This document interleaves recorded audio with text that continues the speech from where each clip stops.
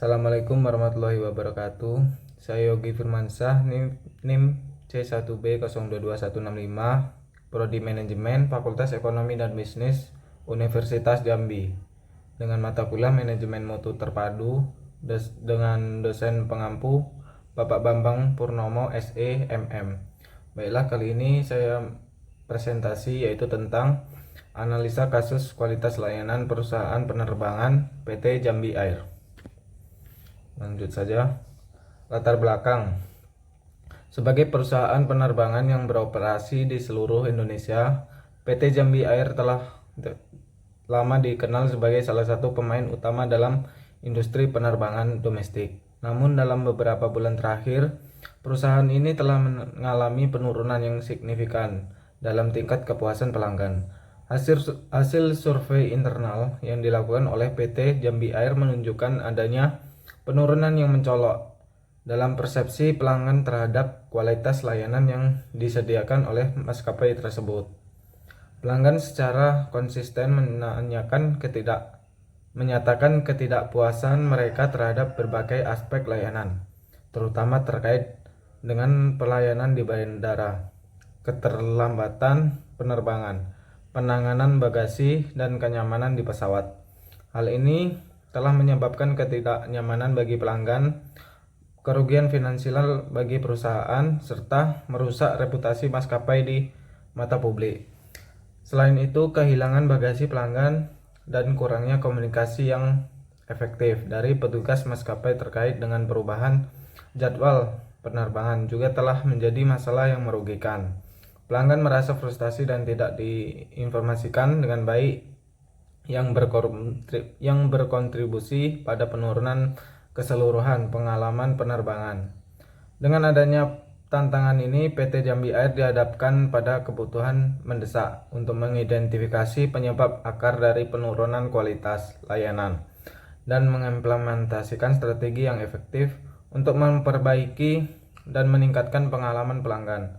Hal ini sangat penting untuk mempertahankan pangsa pasar perusahaan dan membangun kembali kepercayaan pelanggan yang telah terkikis akibat masalah-masalah tersebut. Selanjutnya, faktor-faktor yang menyebabkan penurunan kualitas layanan maskapai penerbangan antara lain: yang pertama, keterlambatan penerbangan. Keterlambatan yang sering atau pembatalan penerbangan dapat disebabkan oleh berbagai faktor seperti masalah teknis pada pesawat, cuaca buruk, atau masalah dengan manajemen jadwal penerbangan. Kehilangan bagasi. Kehilangan bagasi pelanggan dapat terjadi karena kesalahan dalam penanganan bagasi di bandara atau kesalahan dalam sistem manajemen bagasi. Kurangnya komunikasi. Komunikasi yang buruk dari petugas maskapai terkait dengan keterlambatan atau pembatalan penerbangan dapat meningkatkan ketidakpuasan pelanggan dan membuat mereka merasa tidak diinformasikan dengan baik. Yang terakhir, ketidaknyamanan di pesawat. Faktor-faktor seperti kurangnya ruang kaki, kualitas makanan yang buruk, dan ketersediaan hiburan yang terbatas dapat membuat pengalaman penerbangan menjadi tidak menyenangkan bagi pelanggan. Cara menganalisis dan mengukur kualitas layanan maskapai penerbangan dapat dilakukan dengan cara yaitu: yang pertama, survei kepuasan pelanggan. Melakukan survei untuk menilai kepuasan pelanggan terhadap berbagai aspek layanan, seperti pelayanan di bandara, kualitas penerbangan, dan penanganan bagasi. Yang kedua, analisis data operasional.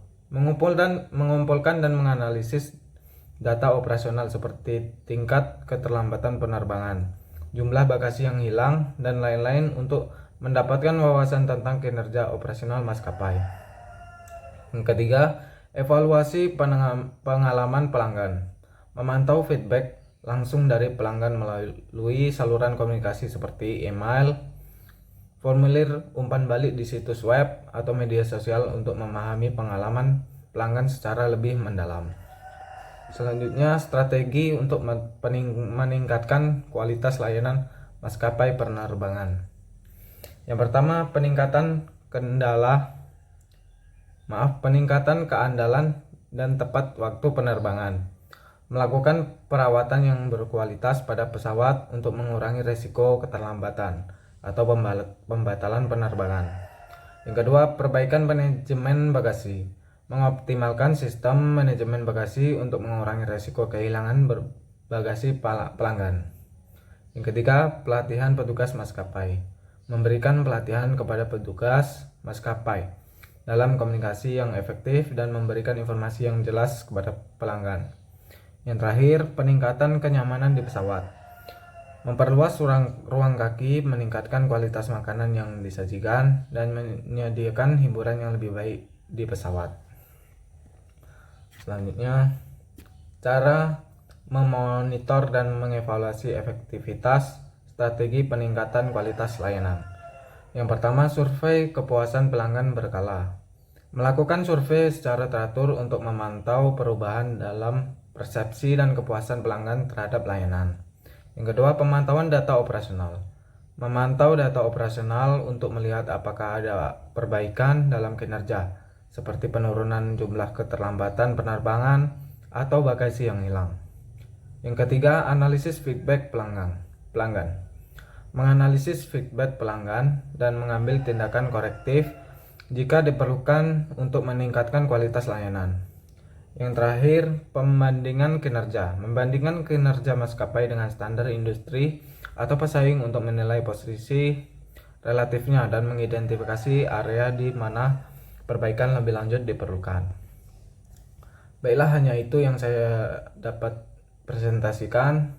Bila ada kurangnya mohon maaf. Saya akhiri, wassalamualaikum warahmatullahi wabarakatuh.